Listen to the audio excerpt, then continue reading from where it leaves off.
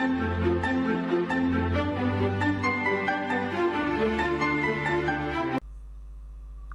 কম্পিউটারের পক্ষ থেকে আপনাদের জানাই আন্তরিক শুভেচ্ছা। প্রিয় শিক্ষার্থী, আজ আমি আপনাদের দেখাবো পাওয়ার পয়েন্টের একটি গুরুত্বপূর্ণ টিউটোরিয়াল। তো চলুন শুরু করা যাক।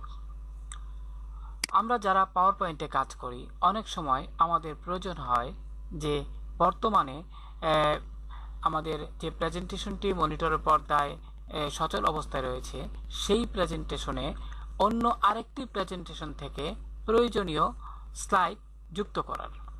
তো বিষয়টি বোঝার সুবিধার্থে খেয়াল করুন প্রিয় শিক্ষার্থী, আমি ডেস্কটপে এখানে প্রজেক্ট 1 এবং প্রজেক্ট 2 এই দুইটি নামে দুইটি প্রেজেন্টেশন আমি রেখেছি।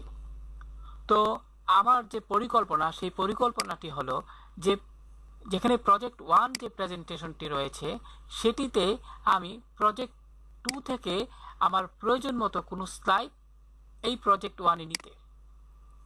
তো এই জন্য প্রথমেই যে কাজটি করতে হবে, যেহেতু আপনি প্রজেক্ট 1 নামে যে প্রেজেন্টেশনটি রয়েছে, সেটিতে আপনি স্লাইড নিতে চান অন্য আরেকটি প্রেজেন্টেশন থেকে, সেক্ষেত্রে কি করতে হবে? সেক্ষেত্রে প্রথমে আপনি প্রজেক্ট 1 নামে যে প্রেজেন্টেশনটি রয়েছে, সেটিতে ডাবল ক্লিক করে ওপেন করুন। তো প্রিয় শিক্ষার্থী, খেয়াল করুন, প্রেজেন্টেশন 1 যে রয়েছে সেটি পর্দায় সচল হয়েছে। এমত অবস্থায় আমি এখানে মিনিমাইজ করছি আপনাদের বোঝার সুবিধার্থে। এমত অবস্থায় যেহেতু আমরা চাই যে প্রজেক্ট 2 নামে যে আপনার প্রেজেন্টেশনটি রয়েছে, সেটি থেকে প্রয়োজনীয় স্লাইড প্রজেক্ট 1-এ নিতে, তাই এটিও কিন্তু আমি আমার ডেস্কটপে রেখেছি। তো এমত অবস্থায় আপনি প্রজেক্ট 1 সচল থাকা অবস্থায় আপনি এখান থেকে হোম মেনুর অধীনে নিউ স্লাইড এখানে ক্লিক করুন এবং প্রদর্শিত মেনু থেকে আপনি রিইউজ স্লাইড, খেয়াল করুন প্রিয় শিক্ষার্থী, রিইউজ স্লাইড এটিতে ক্লিক করুন। এটিতে ক্লিক করার পর আপনি ডান দিকে যে মেনুটি রয়েছে সেখান থেকে ব্রাউজে ক্লিক করুন।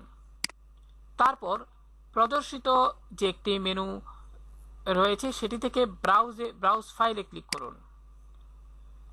যেহেতু প্রিয় শিক্ষার্থী আমরা এখানে যে প্রেজেন্টেশন থেকে আপনার স্লাইড প্রজেক্ট 1-এ আনতে চাই, সেটি যেহেতু ডেস্কটপে রেখেছি এবং এই প্রেজেন্টেশনের নাম প্রজেক্ট 2, সেক্ষেত্রে এটি সিলেক্ট করুন, তারপর ওপেনে ক্লিক করুন।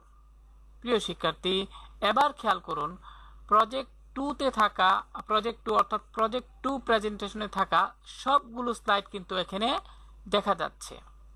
তো আপনি এমত অবস্থায় যে স্লাইডটিকে আপনি এই প্রজেক্ট 1 এখানে আনতে চান, প্রজেক্ট 1 এখানে বর্তমানে প্রজেক্ট 1-এর অধীনে দুইটি স্লাইড দেখা যাচ্ছে। তো এখান থেকে যেটি নিতে চান প্রজেক্ট 2-এর অধীনে থাকা স্লাইডগুলো থেকে, আপনি এখান থেকে ক্লিক করবেন। মনে করি আপনি এই স্লাইডটি নিতে চান, তো এটিতে ক্লিক করুন। প্রিয় শিক্ষার্থী, এখানে একটি কথা খেয়াল করুন মনোযোগ দিয়ে, এখানে কিন্তু এই যে একটা রেক্টেঙ্গেল আছে, এখানে কিন্তু কালারটা আপনার যে কালারটি রয়েছে, আমি এখানে প্রজেক্ট 1-এ আপনার এই স্লাইডটি আনার পর কিন্তু সেই কালারটি পরিবর্তন হয়ে গেছে। তো আপনি যদি চান যে না, এখানে কোনো পরিবর্তন হবে না, অর্থাৎ অরিজিনালভাবে যেভাবে তৈরি করা সেইভাবে আপনি আনতে চান, তাহলে আপনি এটিকে সিলেক্ট করুন এবং আমি এখান থেকে এটি ডিলিট করছি। এবার আপনি এখান থেকে কিপ সোর্স ফরম্যাটিং, প্রিয় শিক্ষার্থী, কিপ সোর্স ফরম্যাটিং এর চেক বক্সটিকে মাউস দিয়ে ক্লিক করে সিলেক্ট করে দিন।